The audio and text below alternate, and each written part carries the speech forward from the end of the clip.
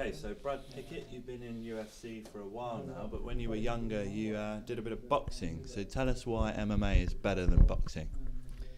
Well, for me, I got into combat sports just to keep myself in shape. I used to play football, that was my main thing. I took up boxing for the sake of just keep myself in good shape. I knew it was good training. And then I had a bad knee injury when I was younger playing football, and I quit boxing, quit football and that sort of stuff. And then when I tried to get back into boxing, I went back to boxing, and I just found it the same old kind of stuff, a little bit repetitive, sort of thing.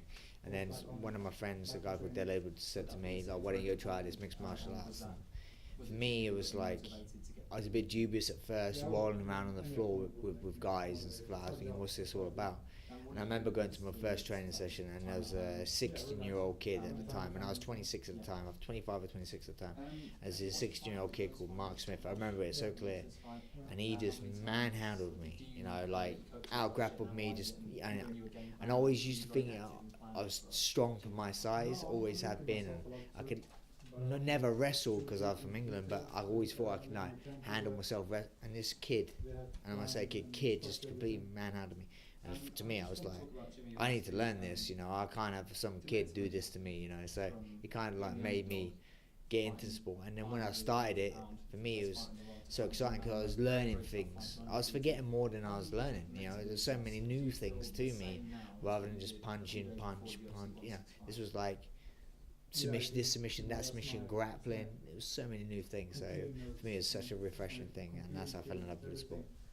Well, the popularity of UFC certainly seems to be growing. Do you think there's a chance it could even be a bigger sport than boxing in a few years' time?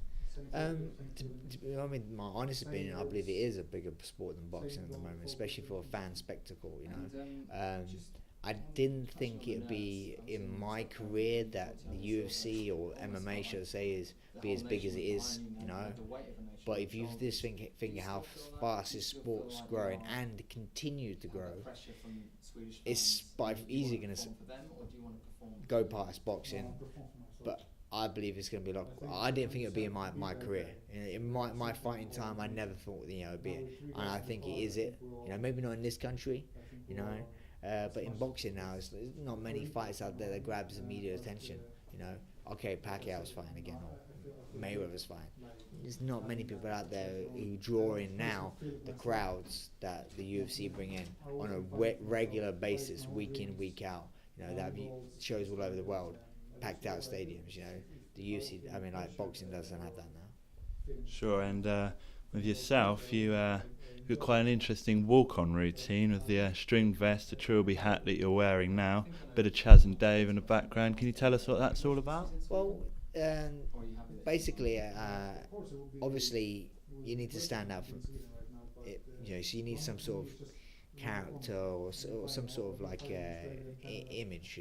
Obviously you can stand out within your fighting, but if you have some people may not remember your fight all the time, but they see, that's the guy with the green hair, or that's the guy with these tattoos, or you kind of remember some people. So that's why I like to have a little bit of a gimmick, but my gimmick comes from a little bit of story behind it. My mum's dad, my granddad used to be a bare knuckle boxer, and he used to always wear trilby and braces. So a lot of people get my character I come out to confused with Mickey from Snatch, but I can see the resemblances because also my nickname being One Punch as well. So I can see the resemblances there, but it's not actually from that. It's from me giving tribute to my granddad who used to be a bare knuckle boxer. He wears trilbies and braces and stuff like that. And with Chaz and Dave, for me, it's like it's the family friends. I'm from the East End of London. They played at my wedding. The family friends of my parents and stuff like that. So a lot of people come out to gangster music and all that sort of stuff, and it's just so done.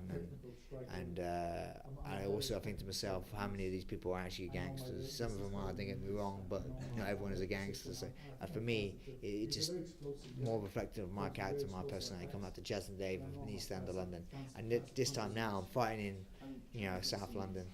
It's going to be brilliant coming out to Chaz and Dave in the O2.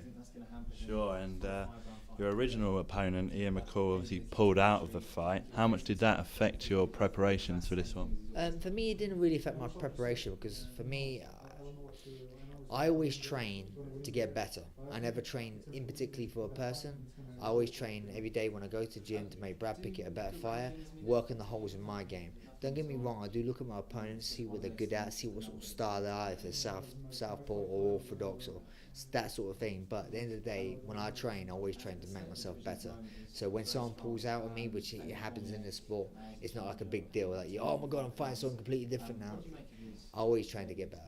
Well, your new opponent is Neil Seery. Obviously an experienced fighter, but he's in his first UFC fight. How dangerous an opponent do you think he'll be? Well, to be honest, anyone who fights within the UFC is a dangerous opponent. It's the best organisation around, and you only get signed if you can fight. So I'm not expecting a complete bum the other side of the cage.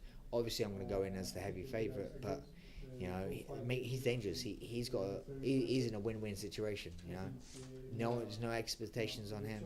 He just needs to go out there and have fun. You know, and that makes him dangerous. You know, he's got nothing to lose, everything to gain. Where I have everything to lose and nothing to gain. If I beat him in the first round, people are, you should beat him in the first round.